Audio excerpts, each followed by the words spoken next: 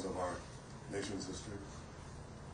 We're fortunate today to have a visit by Vice President JD Vance. And I want to tell you a few things about that. First, in the last year, we've had an unmatched alliance and a partnership with the United States.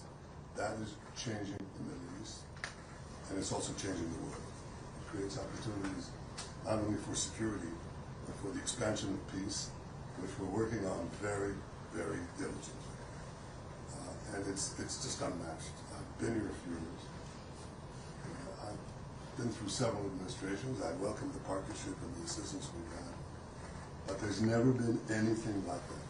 And President Trump said that. So partnership has never happened before.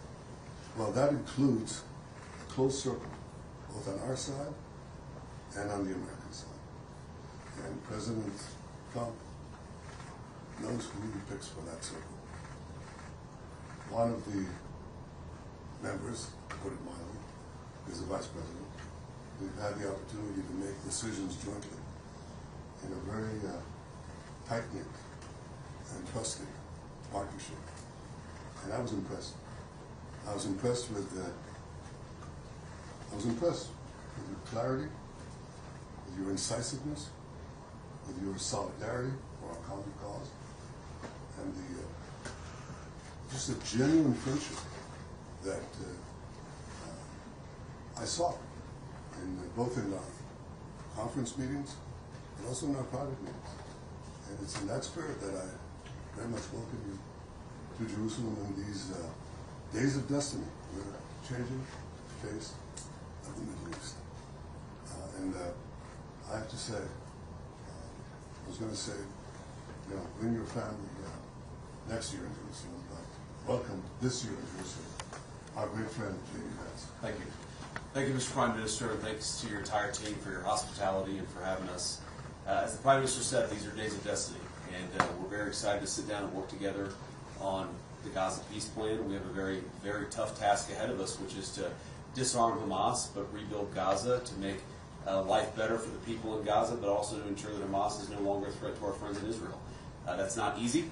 I think the Prime Minister knows that as well as anybody, but it's something that we're committed to in the Trump administration. And I think we've, even in the past 24 hours, had a lot of good conversations with our friends in the Israeli government, but also, frankly, with our friends in the Arab world who are stepping up and volunteering to play a very positive role in this. So we're going to keep working at it.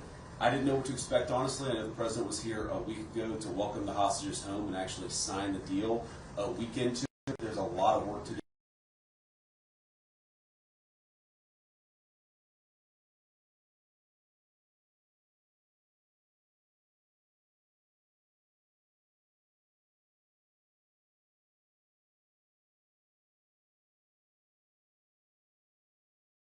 And not in the media that Israel is becoming some kind of vassal state or protectorate of the United States, not only advising it what to do, but also commanding what to do. Why do you both comment on that? And also another comment on, will you allow Prime Minister Turkish security personnel to get inside Gaza? Well, I want to put it very clearly. 1 week they say that Israel controls the United States. A week later they say the United States controls Israel. This is hogwash.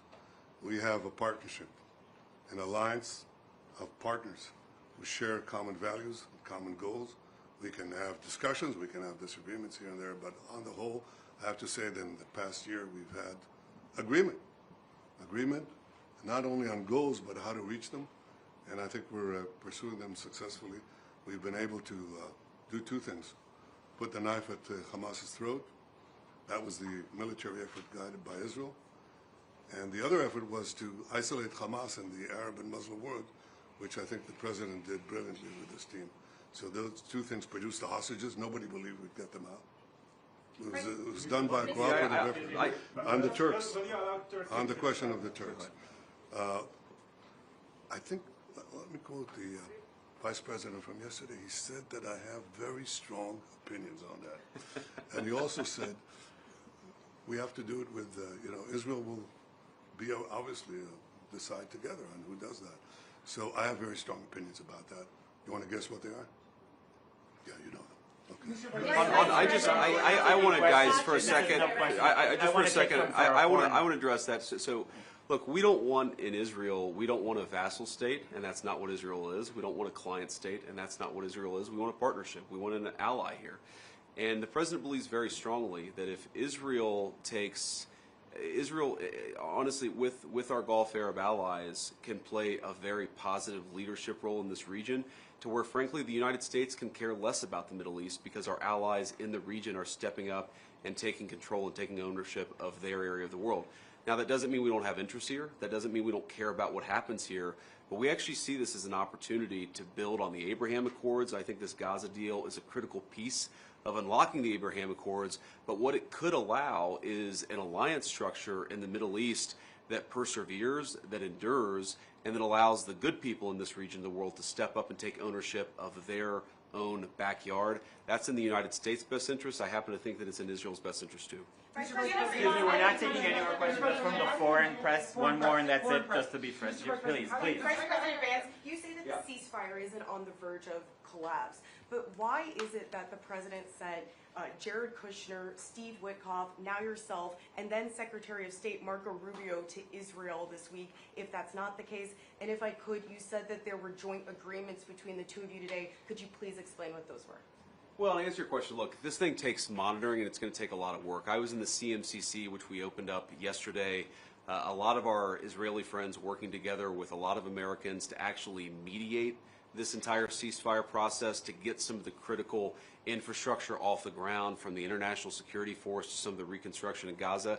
It's not easy. I never said it was easy, but what I am is optimistic that the ceasefire is going to hold and that we can actually build a better future in the entire Middle East. But that requires some work. So it's not about monitoring in the sense of, you monitor a toddler. It's about monitoring in the sense that there's a lot of work, a lot of good people who are doing that work, and it's important for the principals in the administration to keep on ensuring that our people are doing what we need them to do. Mr. Vice President, how do you No, we're not taking any how do more you questions. ensure- The Prime Minister, do you want to answer, please? Comment on the foreign countries not willing to send troops to Gaza, afraid of Hamas? Please let the Prime Minister answer the question. The first thing I'd say is, relative to the previous question, is that when it comes to Israel's security, we do what we have to do. That's always the case. That's not a question. But America has an interest in a strong Israel, as you just heard from the Vice President. And Israel has an interest in a strong America. America has other interests in this region. Where we can be flexible to accommodate that, that's good, because a strong America is in our interest. And equally, as you just heard the Vice President say again, a strong Israel serves America's interests in stabilizing this very unstable region. And you can't stabilize it without a strong Israel. So we make the decisions for the security of Israel, but we make common decisions for the region, which I think can service both. And that's what we discussed today. We discussed this idea of the day after. Remember, everybody said you don't have a day after, you don't have a day after. We're just creating an unbelievable day after with a completely new vision of how to have the civil government, how to have the security there, who could provide that security there, again, with Israel taking care of overall security always. And we discussed that, and I think we have some very, very good ideas how to proceed. It's not going to be easy, but I think it's possible. Yeah, I mean, we're really creating a peace plan and an infrastructure here where nothing existed even a week and a day ago. That's going to require a lot of work. It requires a lot of ingenuity. But again, I just, having seen what's already been built in just the past 7 days, I think that we're on an incredible pathway here to do something that has never been done. And I think it, you've heard Steve Witkoff say this, you've heard the President, I believe, say this, that if we do this the right way, it could create a model, I think, that could lead to other peace agreements all over the world, because it shows what's possible when you're willing to think outside the box and actually put some elbow grease to get it done. Okay, thank you very much. Thank you, we're done. Thank you very much. Thank you. Thank you very much. Thank you, guys. Thank you. Thank you. Thank you very much. How do you ensure that Hamas? Thank you. Thank you very much. Yeah, thank you. Thank you, press.